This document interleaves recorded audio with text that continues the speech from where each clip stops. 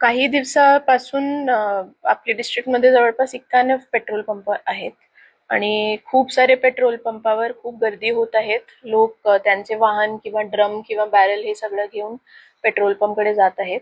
माझा हा सांगायचे की हे जे तुटवडा निर्माण झालंय हे एकदम कृत्रिम आहे. आपल्या जिल्ह्यामध्ये काही पण आवक जी पेट्रोल किंवा डिझेलची येत होती त्यामध्ये कमतरता नाही झाली आहे. इनफॅक्ट थोडासा वाढलाच आहे आपला जे आवक आहे. तर खूप सारे लोक काय करत आहेत की त्यांच्याकडे पेट्रोल आणि डिझेल एक्स्ट्रा घेऊन ठेवत आहेत. अशी पेट्रोल किंवा डिझेलचे भावामध्ये वाढ होणार अशी काही पण सूचना नाही आहे. तर माझी सगळ्यांना विनंती आहे की अशी आपल्याकडे एक्स्ट्रा पेट्रोल आणि डिझेल आपण घेतलं की दुसऱ्यांसाठी ती टंचाई निर्माण होते आणि त्यांना खूप प्रॉब्लेम येते.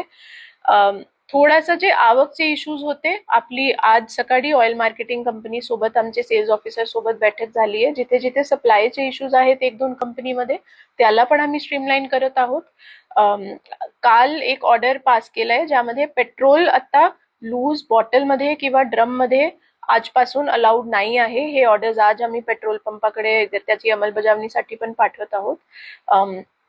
आणि अत्यावश्यक सेवा जे आहे त्याच्यासाठी पेट्रोल पंपांना निर्देश देण्यात आले आहेत की त्यांना 10%चा साठा त्यांच्याकडे ठेवायचा ॲम्ब्युलन्ससाठी आणि प्रत्येक पेट्रोल पंपामध्ये सीसीटीव्ही कार्यान्वित ठेवायचा. सगळी जे रेकॉर्डिंग आहे आणि कोणाला किती ते पेट्रोल किंवा डिझेल देत आहे त्याची नोंदवही पण मेंटेन करायली लागेल.